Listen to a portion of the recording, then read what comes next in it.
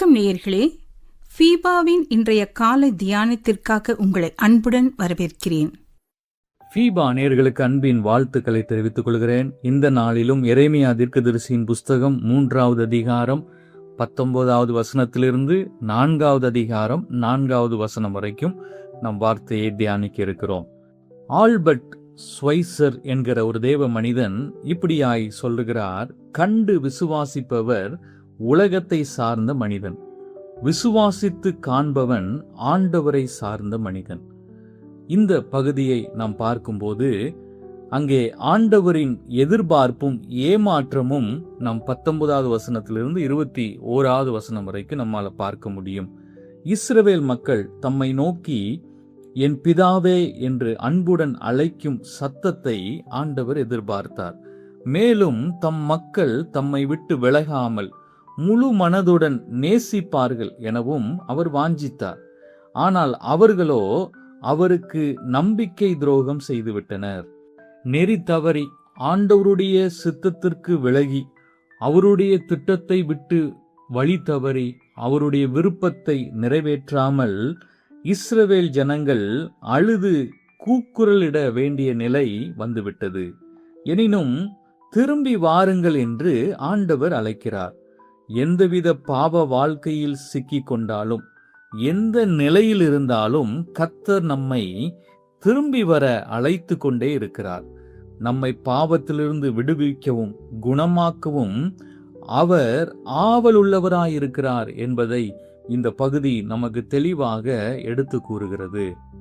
21வது வசனத்தில் இப்படியாய் வாசிக்கிறோம்: இஸ்ரவேல் புத்திரர் தங்கள் வழியை மாறுபாடாக்கி தங்கள் தேவனாகிய கர்த்தரை மறந்தது நிமித்தம் அழுது கொண்டு விண்ணப்பம் செய்யும் சத்தம் உயர்ந்த ஸ்தானங்களிலே கேட்கப்படும்.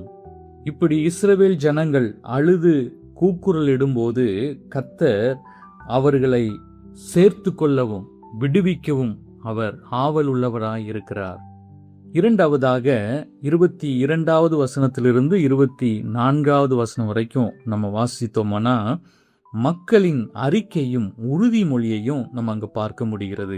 எரேமியா தீர்க்கன் ஆண்டவர் அளித்த எச்சரிக்கையான அழைப்புக்கு இஸ்ரவேலரின் பதிலுரை இந்த பகுதியிலே மட்டுமே நாம் பார்க்கிறோம். தங்களுக்கு விடுதலை கர்த்தரிடம் மட்டுமே உள்ளது என்பதை உணர்ந்து நாங்கள் உம்மில் திரும்பி வருகிறோம் என அறிக்கை செய்கின்றனர். சிலை வணக்கத்தின் காரணமாக கடந்த காலத்தில் தாங்கள் இழந்த ஆண்டவரின் ஆசீர்வாதங்களை நினைத்து பார்க்கின்றனர். தங்கள் பாவ நிலையை அறிக்கை செய்து மனந்திரும்புதலின் உறுதிமொழியை கூறுகின்றனர். இது ஒரு திருப்பு முனையாக அமைந்துள்ளது. நம் ஒவ்வொருவருடைய வாழ்விலும் இப்படிப்பட்ட ஒரு திருப்பு முனையான அனுபவம் இருப்பது அவசியமாயிருக்கிறது. 23வது வசனத்துல இப்படியாய் சொல்கிறார்கள்: குன்றுகளையும் திரளான மலைகளையும் நம்புகிறது விருதா என்பது மெய். இஸ்ரவேலின் ரட்சிப்பு எங்கள் தேவனாகிய கர்த்தருக்குள் இருப்பது என்பது மெய்யே. எனக்கருமையான கர்த்தருடைய பிள்ளைகளை, என்ன ஒரு தெளிவான உறுதிமொழி, என்ன ஒரு தெளிவான அறிக்கையை இஸ்ரவேல் ஜனங்கள் சொல்லுகிறார்கள் என்பதை நாம் இந்த பகுதியிலே பார்க்கிறோம். கர்த்தருடைய சித்தத்தை விட்டு வழி விலகும் போது, அவருக்கு பிரியமில்லாமல் நாம் தடுமாறும் போது, கர்த்தருடைய கிருபையினாலே நாம் இந்த தெளிவை பெறுகிறவர்களாய் இருக்கிறோம். இஸ்ரவேலின் ரட்சிப்பு எங்கள் தேவனாகிய கர்த்தருக்குள் இருக்கிறது. இறுதியாக 4வது அதிகாரம் முதல் 4 வசனங்களிலே இருதயத்தில் மாற்றமும் அவர்களுடைய வாழ்க்கையில ஏற்பட்ட முன்னேற்றத்தையும் நாம் பார்க்கிறோம். உண்மையான மனமாற்றத்துடன் ஆண்டவரிடம் திரும்பி வரும்போது அருவருப்பானவற்றை அகற்றிவிட்டு இருதயத்தில் ஒரு விருத்த சேதனம் அவசியமாகிறது. அவ்வாறு இதய விருத்த சேதனம் பெற்ற மக்கள் நோக்கமின்றி வாழ முடியாது. உண்மை, நேர்மை ஆகிய குணாதிசயங்களால் ஆசீர்வதிக்கப்படுவர். ஆண்டவரை இருதயத்தில் விசுவாசித்து இருதயத்தில் விருத்த சேதனம் பெற்று இதயத்தின் சிந்தனைகளில் தூய்மையை காண ஆண்டவர் நம் ஒவ்வொருவருக்கும் அவர் கிருபை செய்கிறவராயிருக்கிறார். இந்த நாளிலும் நம்முடைய ஜெபம்: கர்த்தாவே, நான் பல வேளைகளில் உம்மை ஏமாற்றின என்னை மன்னியும்.